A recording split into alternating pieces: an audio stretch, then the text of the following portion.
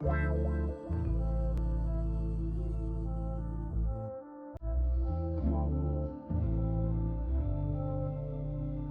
right, everyone, it's Purple Haze here, and today I want to talk about Black Myth Wukong. I know that name just brings up so many emotions and excitement for us who are looking forward to the game.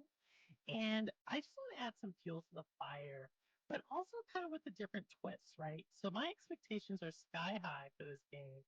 I've been trying to play it kind of safe, but it's getting the better of me as we're the week leading up to the launch of the game. And I wanted to give everyone like a sense of like how I'm going to view the game, right? What is the game going to have to do for it to meet my expectations? And in a way, what is it going to have to do to not meet that my expectations? And this has been inspired because I did a review of Black or of Hellblade 2 a few months ago, and a few people were saying that hey, I don't like Xbox, or hey, Purple Your Pony, and I thought hey, that's fair criticism. So here's what I'm gonna say. I'm gonna give my expectations about the game, and I'm gonna break it off into 5 categories. Again, I want to emphasize these are my expectations of the game. You don't have to have them. Actually, I encourage you to comment in the bottom in the comments below about your expectations and what you want to see from the game, or why you're not excited about the game. That would actually be pretty cool to hear as well.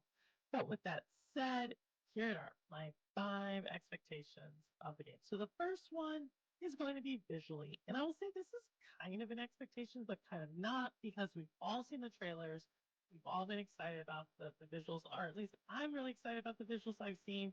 But for the game to really meet my excitement on the visuals, I'm going to need to see that same visual quality throughout the game. So the different areas of the world, the different universe, the different character design. I'm going to need to see that and continue to be surprised. I don't want this to be like a movie in 2024 where I see the trailer and I basically have seen the entire movie. Like, I want them to have felt back a little bit from the trailers and to continue to surprise me, to continue to immerse me in this beautiful world that they did. The next thing I want to have in seeing the game is gameplay. Now, I'm not a huge Souls games player. Like I haven't really heard me talk about Elden Ring or Sekiro, and the reason why is because I've tried those games, and maybe I'm just as good of a gamer as others, but I really don't like the movement in the game of those games. I'm not saying that's a bad movement. This is just my opinion of it. But I like hack and slashes where when I slash, it slashes. When I dodge, it dodges. When I want to run, the character runs. And I'm hoping I get that in this game. I know a lot of Souls players are looking for more of the Soulsy action, so it's probably a polarizing opinion. But yeah, my expectation is that it's just smooth, right? And it doesn't need to be groundbreaking, but it needs to make me feel like I can move around at my pace. So that's my second criteria. My next criteria is the score, right? And no, I'm not talking about the Metacritic score. I'm talking about the actual audio in the game, the music. I love a game that has amazing score.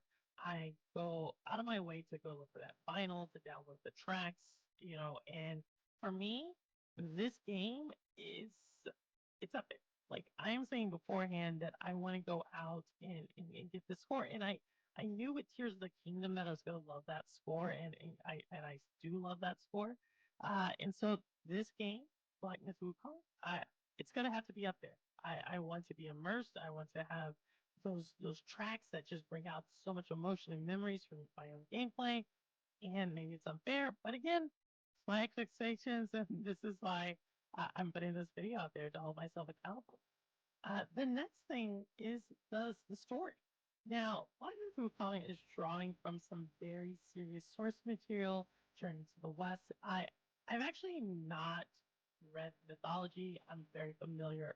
Well, I'm familiar with its context historically, but not necessarily the actual story in it. And for me, not only is it going to have to be a very put together story, but it's going to have to be so good of a story that I'm going to want to go back to read the original source material. as well as viewed other adaptations of the source material. I know that is really high expectations, but that's where I'm at. Like y'all know, I love pretty games. I love great sounding games, and I love stories. It's actually why I play games a lot of times. And for me, that's where my expectation is for this game. And the last one is probably another very polarizing one. And it's one that we haven't heard a lot about, but hey, it's my expectations. It's where they are. And I need the game to have some replayability. Yes, replayability is part of my expectation for this game. And now they can do that in a number of ways. They can give us DLC, they can give us like Game Plus content, they can give us uh, just different endings or achievements that you have to go back and play the game. I don't know what it is. They can do a lot of different things, but I'm gonna want to see that. I'm gonna want. Not only do I want to see that, I'm going to want to actually play that. So a game that did this really, really well recently is Prince of Persia. I love Prince of Persia. It exceeded my expectations on that level, and I'm putting that on Black Wukong as well. All right, those are my expectations, y'all. Please let me know in the comments below your expectations. And again, if you're not excited about this game, that's totally fair as well. You can write that down there. Always love hearing from you all. But with that, I don't care where you game, how you game, why you game, what you game on, how long you've been gaming. As long as you're gaming, you're good with me. And as always, this is Purple Haze, and the proof is in the plane. All right, take care, y'all.